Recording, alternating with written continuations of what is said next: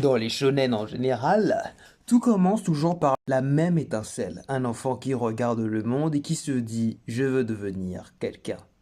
C'est une braise minuscule, presque ridicule, mais sous cette braise sommeille un volcan. Naruto veut être reconnu, Yuta veut être sauvé de lui-même, Izuku veut mériter un sourire, Asta veut briser un destin qui n'a jamais cru en lui, et Son Goku veut seulement se dépasser. Comme si la gravité elle-même était un jeu.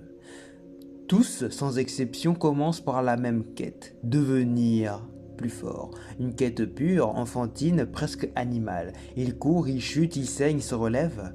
Il enchaîne les limites, les dépassements, les mentors, les ennemis.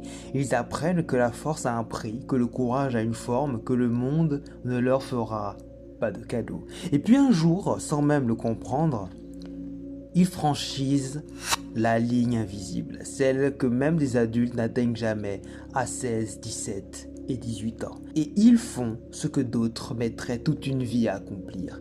Naruto porte un monde brisé sur ses épaules, Yuta devient l'égal d'un monstre sacré, Izuku hérite des 9 générations de volonté et devient le héros numéro 1, Asta renverse des royaumes, Goku devient un mythe vivant que même les dieux observent en silence. Il gagne, il vainque, il surpasse tout ce qu'un être humain devrait être capable de surpasser. Et dans cette victoire-là, dans cette ascension trop rapide, se cache leur plus grand paradoxe, je dirais.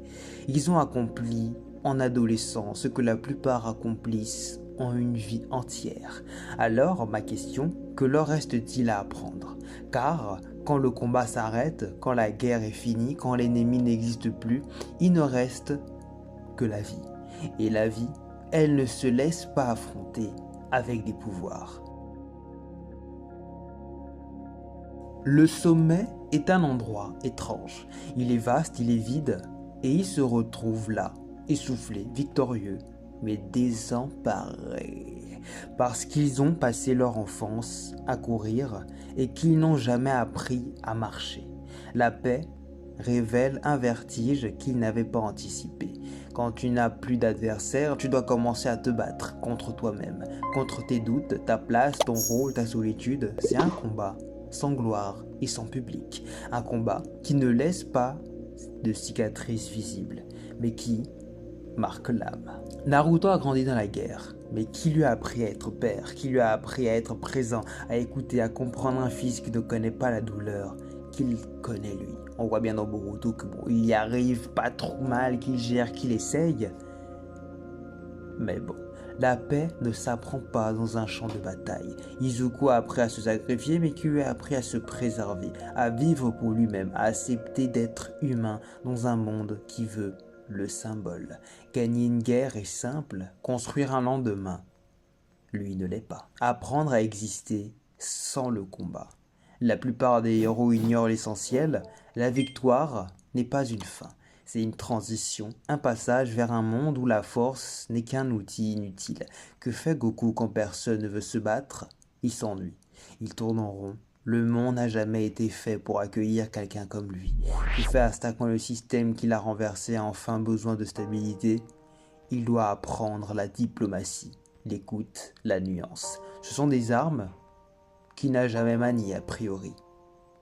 Pendant des années, Naruto n'était que le garçon au démon. Izuku n'était que le garçon qui voulait devenir un héros. Yuta n'était que l'enfant maudit. Asta que le gamin sans magie. Goku n'était que le Saiyan qui progresse. Quand tu retires le titre, quand tu retires l'étiquette, que reste-t-il? À cette question-là, aucun ennemi ne peut y répondre. Ils doivent la résoudre seuls, et c'est là que commence leur dernier combat. Un combat intérieur, silencieux, sans explosion, ni musique épique. L'adolescence les a forgés. Lorsque tous les ennemis sont vaincus, lorsque les dieux se taisent, lorsque les menaces s'effondrent, il ne reste qu'un dernier adversaire, la vie elle-même. Et c'est peut-être le plus dur. Pas de transformation, pas de power-up, pas de sensei qui arrive au dernier moment. Juste eux, leur cœur, leur passé.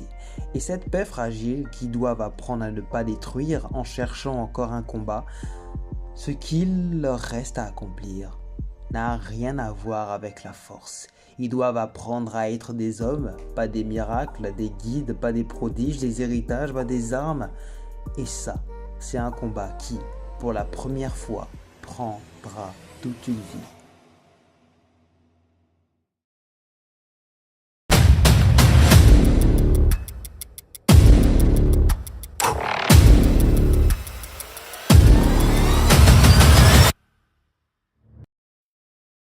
Au cours de cette vidéo, je voulais revenir sur le fait que chaque individu, enfin du moins chaque héros de personnage de manga réussit plus ou moins sa vie en début de carrière. Parce qu'on va pas se mentir, atteindre le niveau qu'ils ont atteint en ne serait-ce qu'une année, c'est un peu dingue.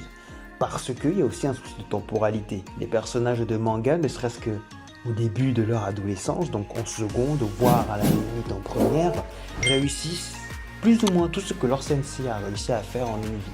Naruto qui réussit à quitter le rang Chunin pour devenir Hokage divin en une année, parce qu'on se rend pas compte, mais Shippuden, ça ne dure pas plus d'1 an. C'est assez problématique. Et même si en fait c'est le format qui veut ça, je trouve que ça aurait été bien d'étaler l'histoire sur plusieurs années, sur plusieurs moments.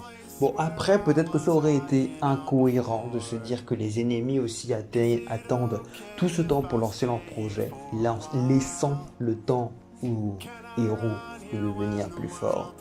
Mais bon, peut-être que c'est justement la réponse à cette problématique qui a fait en sorte que les héros réussissent vraiment tout ce qu'ils doivent réussir en très peu de temps. Mais bon, ça peut aussi poser plusieurs questions alors, mais c'est vrai que la génération future est toujours censée dépasser la précédente. Mais si cette génération la dépasse en aussi peu de temps, vraiment aussi rapidement, aisément, même s'il y a des sacrifices, on va pas se mentir, mais c'est quand même, voilà, la fleur de... Je trouve que c'est trop rapide à certains moments, qu'ils progressent trop vite.